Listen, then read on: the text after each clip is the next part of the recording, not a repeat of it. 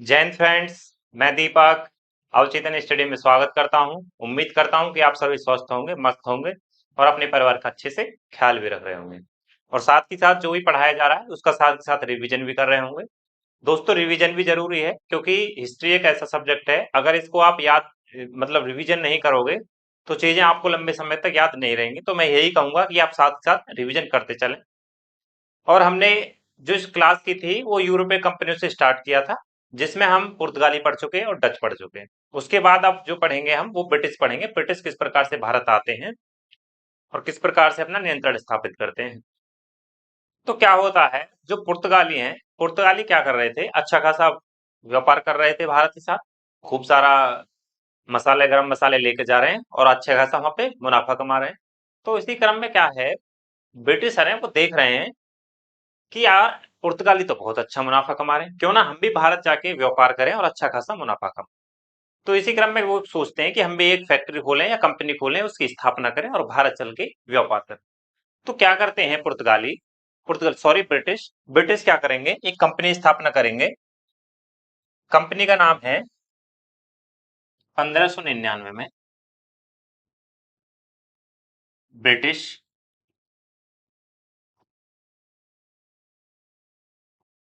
Britisher क्या करते हैं, इन्होंने द मर्चेंट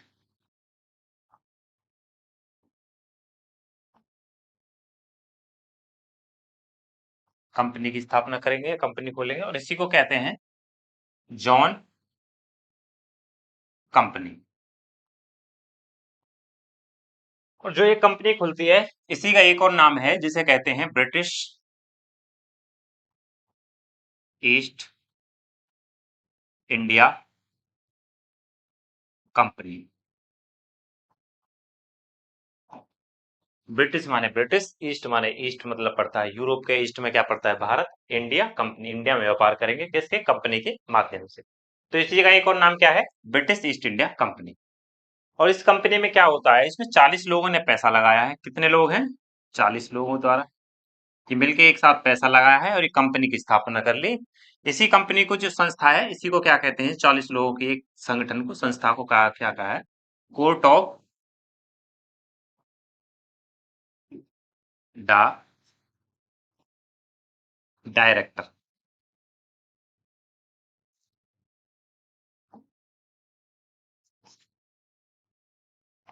इसे कहते हैं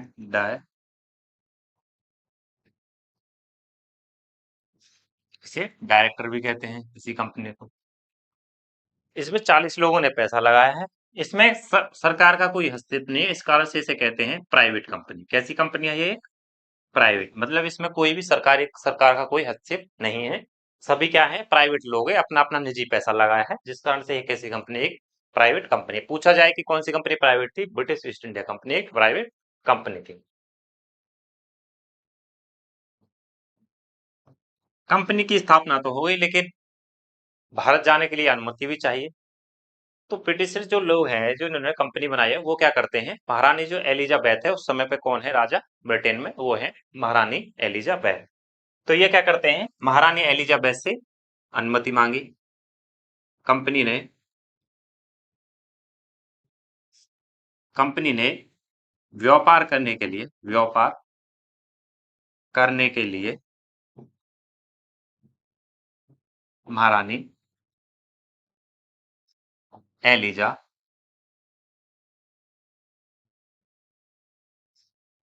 महारानी एलिजाबेथ से क्या किया, परमिशन मांगी, अनुमति,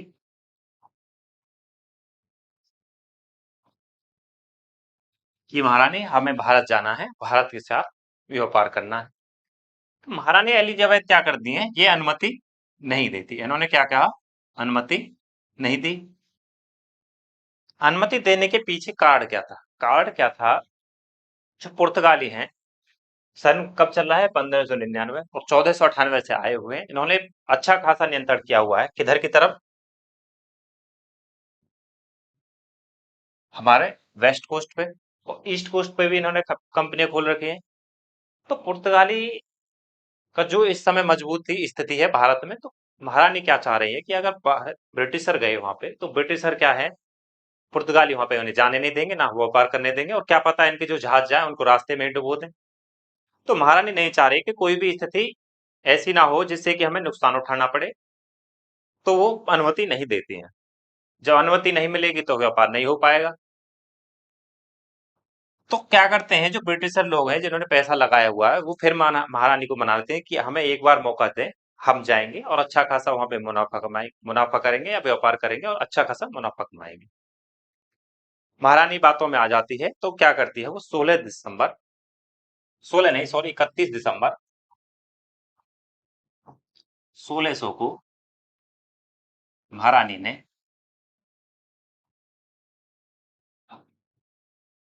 अनुमति दी कि चलो कोई बात नहीं, आप जा सकते हो। लेकिन अनुमति जो दी है वो दी है 15 वर्षों तक, कि आप 15 वर्षों तक भारत के साथ व्यापार कर सकते हो। लेकिन उसकी बीच में ब्रिटिश ईस्ट इंडिया कंपनी के साथ कोई दूसरी कंपनी नहीं जाएगी, सिर्फ एक ही कंपनी रहेगी। वो कौन सी रहेगी? British east India company. वो कितने सालों तक रहेगी? 15 सालों तक व्यापार करेगी। तो 15 वर्षों तक के लिए उसे अनुमति दी है, 15 वर्षों तक अनुमति। चलो अनुमति मिल गई। लेकिन बाद में जब महारानी का शासनकाल हट जाता है तो 1609 में जेम्स फर्स्ट ने, यही लिख लो इसे, जेम्स फर्स्ट ने अनिश्चित काल तक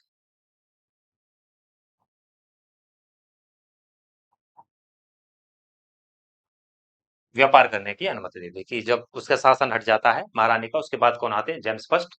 उन्होंने क्या किया कि आप भारत के साथ एक लंबे समय तक या फिर अनिश्चित काल तक व्यापार कर सकते हो। तो जब 1600 में कंपनी की स्थापना हो जाती है, लेकिन कंपनी कब निकलती है? कंपनी निकलती है 1607 को। तो 1607 में कंपनी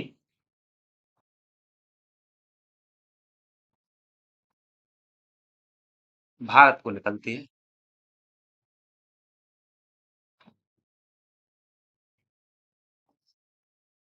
कब निकली है? यह निकली है 1607 से। कहां से निकली है? इंग्लैंड से निकलती है। तो इसमें जो जहाजों के द्वारा निकलती है, क्योंकि बहुत सारे जहाज हैं, एक जहाज तो जाएगा नहीं, बहुत सारे जहाज जाएंगे, जिनमें से एक जो इम्पोर्टेंट जहाज है, एक है, कभी कभी पूछा जा जाता है कि जहाज कौन कौन से थे जो इम्पोर्टेंट थे। एक था रेड ड्रैगन, दूसरा है द कंसल्ट, और तीसरा है हमारा हेक्टर। रेड ड्रैगन, कंसल्ट और हेक्टर, ये जहाज जो है सबसे ज्यादा इम्पोर्टेंट है। जिनमें से जो दो जहाज थे, ये रेड ड्रैगन और दो कंसल्ट, ये कहाँ पहुंच जाते हैं? ये ईरान और इराक वाले क्षेत्र में पहुंच जाते हैं। ईरान इराक की तरफ चले जाते हैं। और जो हेक्टर है ये कहाँ आ जाता है? भारत। तो कंपनी निकल चुकी है, और तीन जहाजों के साथ है, तीन नहीं, तीन नहीं ज्यादा जहाजों के साथ है, जिसमें इंपोर्टेंट जो है रेड ड्रैगन, द कंसल्ट और हेक्टर। जो इन जहाजों को जिसको लीड किया है, इसको लीड कर रहा है हमारा कैप्टन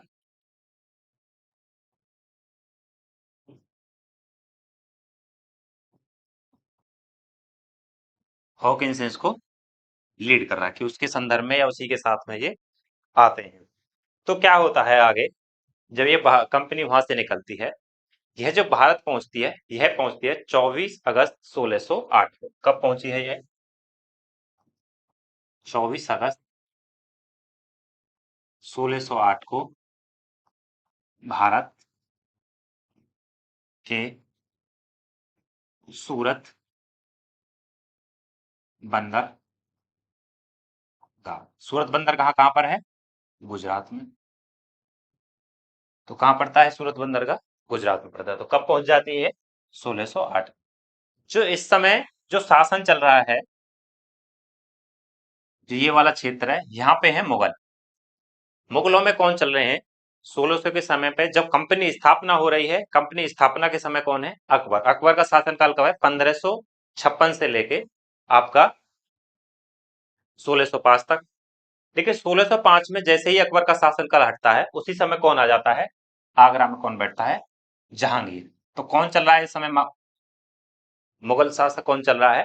जहांगीर। तो इस समय कौन है? जहांगीर। तो क्या कह सकते हो, सूरत बंदरगाह पर या सूरत पर, गुजरात पर मुगलों का नियंत्रण है। मुगलों का नियंत्रण है। और मुगलों में किसका? जहांगीर। क्योंकि 1605 में जब अकबर की डेथ हो जाती है, उसके बाद कौन आता है? जहांगीर। जहांगीर कब से कब तक रहता है? 1605 से 1627 तक रहता है। तो कभी कभी पूछा जाता है कि किसके समय में भारत पहुंचती है कंपनी? ये पहुंचती है जहांगीर के समय में। और स्थापना किसके समय हुई है? अकबर के समय में। ब्रिटिश ईस्ट इंडिया कंपनी की स्थापना अकबर के समय होती है, और भारत जब पहुंचती है उस समय कौन है?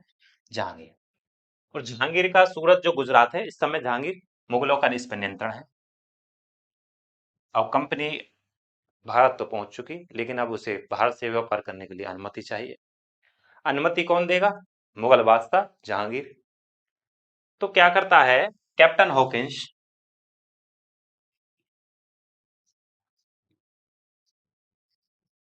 कैप्टन हॉकिंस क्या करेगा कि मुगल बादशाह जो है उससे जहांगीर से मिलने के लिए कोशिश करेगा, लेकिन बादशाह से इतना आसान तो है नहीं कि किसी को भी मिलने दिया जाएगा।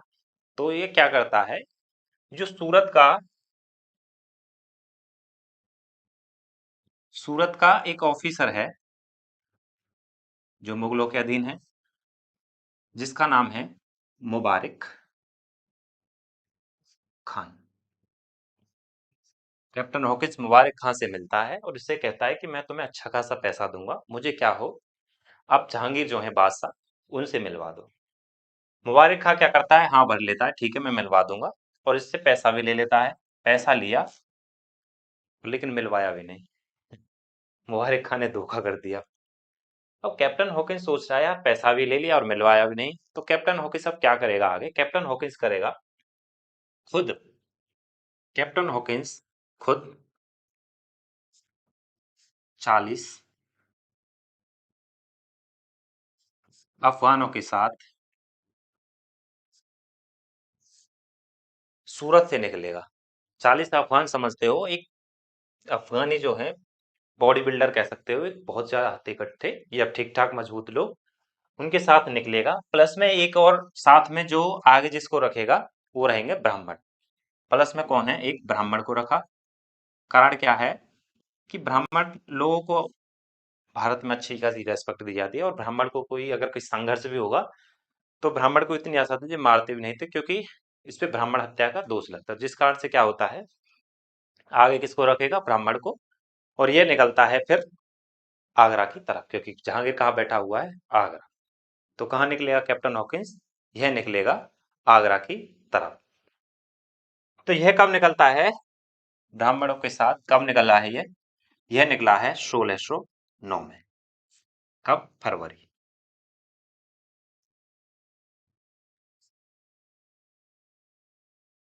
कहाँ? आगरा के लिए। क्योंकि जहांगीर कहाँ बैठा हुआ है इस समय? आगरा में बैठा हुआ है।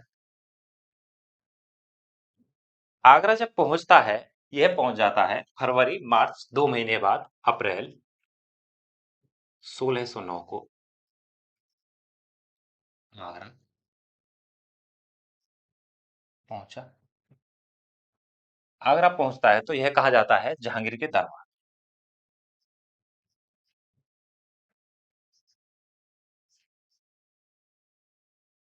कौन? Captain Hawkins.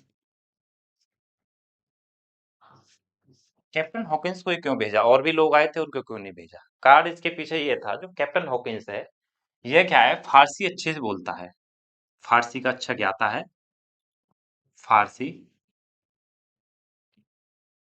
अच्छी आती है इस पे।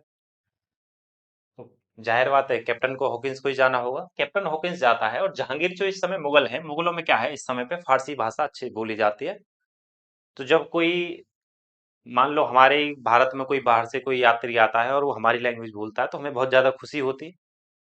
तो जहांगीर के जब दरबार में जाता है, इससे बातचीत होती है, तो जहांगीर इसकी जो फारसी लैंग्वेज देखे, इस यह क्या होता है, जहांगीर खुश होता है। तो जहांगीर खुश हुआ, कारण क्या था? इसकी लैंग्वेज को देख सुनकर जहांगीर खुश। कारण क्या है? फारसी भाषा में बोला, बातचीत की। इसी कारण क्या होता है, जहांगीर जो है कैप्टन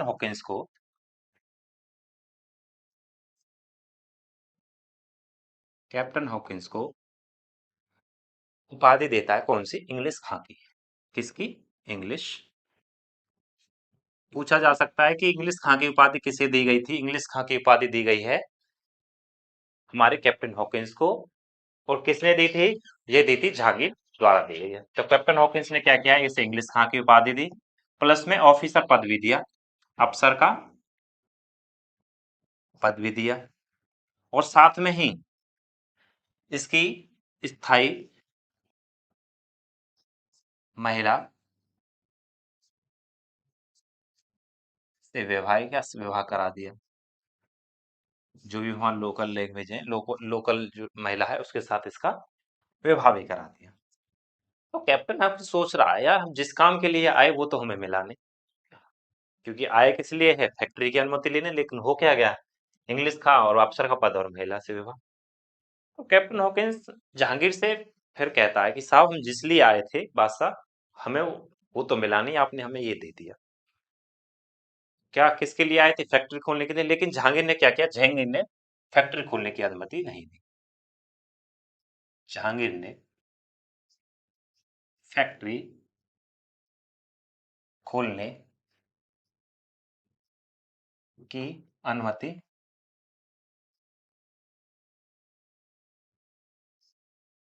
नहीं दी। कारण क्या है इसके पीछे, क्यों नहीं दी, कोई ना कोई रीजन तो होगा कि जहांगीर क्यों नहीं दे रहा है अनुमति। इसके पीछे कारण है। कारण क्या है, जो हमारा ये क्षेत्र है गुजरात वाला, और ये समुद्र से लगा हुआ है, और यहाँ आगरा पड़ता है, तो ये जो क्षेत्र है ये मुगलों के अधीन तो है ही है। तो मुगल क्या कर रहे हैं, इस क्षेत्र पे पुर्तगालियों का भी नियंत्रण है, पुर्तगाली अच्छा खासा व्यापार कर रहे हैं, तो पुर्तगालियों के सहारे ही क्या हो रहा है, मुगलों का शासन चल रहा है। तो मुगलों का जितना भी व्यापार हो रहा है, तो जहांगीर, या यहाँ लिख लो, मुगलों का व्यापार, कारण लिख लो। कारण क्या है, मुगलों का व्यापार पुर्तगालियों के साथ हो।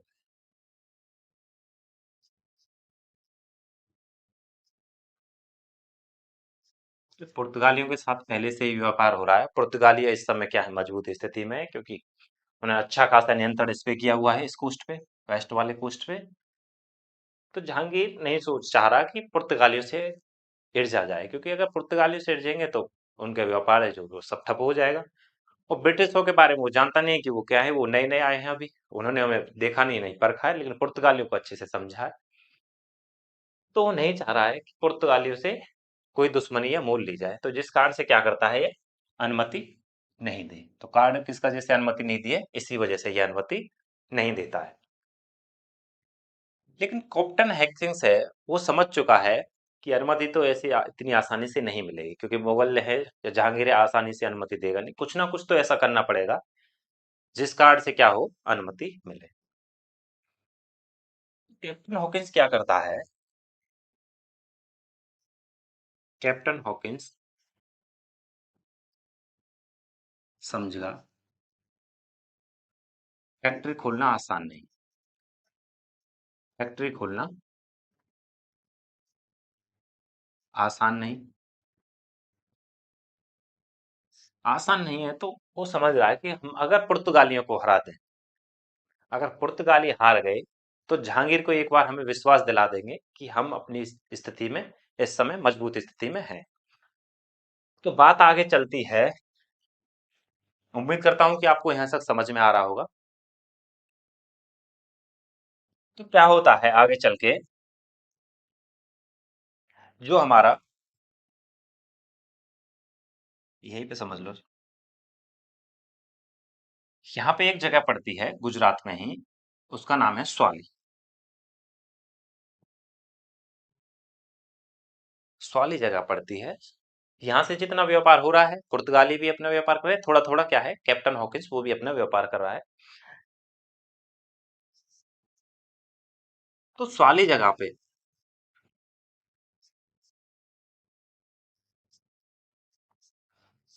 वाली जगह है, कहाँ पड़ती है? ये भी गुजरात में पड़ती है। ब्रिटिश और पुर्तगाली नाव आपस में टकरा गई।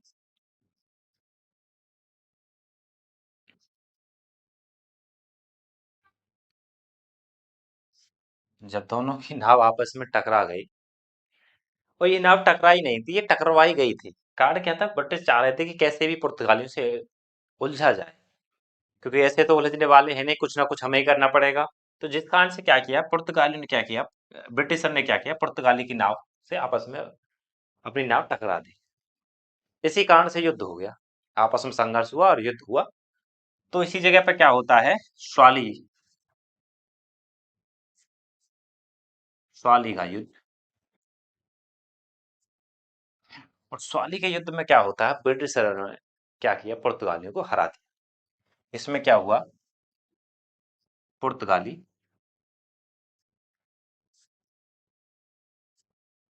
हार गए। जी, पुर्तगाली हार गए। ब्रिटिशरों ने पुर्तगालियों को हरा दिया। अब जो जहांगीर है, वो देख रहा कि यार पुर्तगाली तो हार गए, तो इसका मतलब है कि ब्रिटिशरों पे विश्वास किया जा सकता है, कि ब्रिटिशरों को अनुमति दे सकते हैं। क्योंकि जब आप जान सकते हो, जब कोई हार जाता है तो आप समझ सकते हो कि उतना उनका आप शक्तिशाली है ही नहीं है, इतनी स्थिति में वो है नहीं शक्तिशाली स्थिति में। कि ब्रिटिशर भी इस समय जो आए हैं वो मजबूत स्थिति में ही आए हैं, वो ऐसे ही नहीं आए गए। उन्होंने अपने ऊपर अपनी नौसैनिक शक्ति को बहुत ज्यादा मजबूत किया है, जिस कारण से वो भारत में आए हैं और पुर्तगालियों को हरा दिया। तो आगे क्या होता है, आगे समझो। जहांगीर को जहांगीर को विश्वास हो गया किस पे? ब्रिटिशरों पे। फिर ब्रिटिशरों ने क्या किया? पुर्तगालियों को हरा दिया। जब पुर्तगाली हार गए तो उसे पता चल गया कि जहांगीर को कि यार अब तो पुर्तगाली तो हार गए और ब्रिटिशरों ने हार दिया, क्योंकि ब्रिटिश जो हैं वो अपनी नौसैनिक शक्ति को मजबूत करके आए हुए हैं। तो ब्रिटिशरों ने हरा दिया। इसी क्रम में क्या होता है? जहांगीर को अब विश्वास हो गया, तो जहांगीर क्या करता है? जनवरी 1613 बात आती है, बेस्ट को कैप्टन बेस्ट को फैक्ट्री खोलने की अनुमति देता है।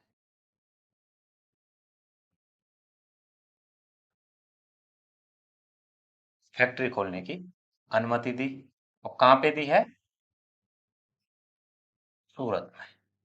जाओ आप सूरत में फैक्ट्री खोल सकते हो। लेकिन क्या हुआ? फैक्ट्री जो खोलता है 1613 में ही थॉमस एडवर्ड ने खोली। फैक्ट्री खोली किसने है? थॉमस एडवर्ड ने खोली है। और लेकिन अनुमति किसको मिली है? Captain waste. कैप्टन वेस्ट ने ही उनको हराया है, पुर्तगालियों को। तो आगे चलते हुए देखते हैं, जब फैक्ट्री खुल जाती है और व्यापार होता है, तो जैसे ही व्यापार होता है इन्हें बहुत ज्यादा मुनाफा होता है। ये देखते हैं, अच्छा इतना सारा मुनाफा हो रहा है। तो ये क्या करते हैं ब्रिटिशर, जो वहां का राजा है ब्रिटेन के राजा से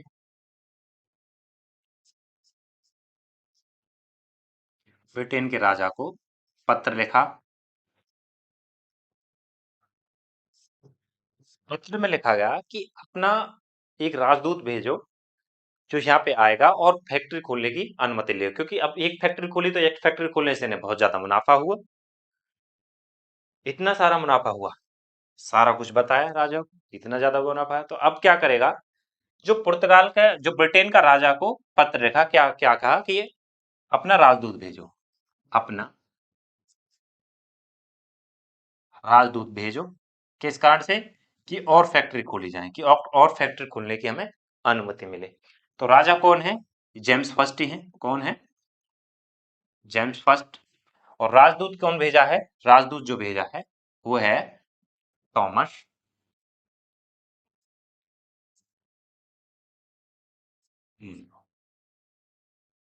तो किसको भेजा है? थॉमस मनरो को। अब थॉमस मनरो भारत आता है। जब भारत आता है वो अब क्या करेगा, जहांगीर के दरबार में फिर से जाएगा और फैक्ट्री खोलने के लिए अनुमति लेगा और फैक्ट्री खुलवाएगा। इसको हम टॉमस मुनरो को कल पढ़ेंगे। आज तक क्लास हम यहीं रखते हैं, मिलते हैं नेक्स्ट क्लास में। जब तक अपना अपने परिवार का ख्याल रखें। जय हिंद, जय भारत, वंदे मातरम।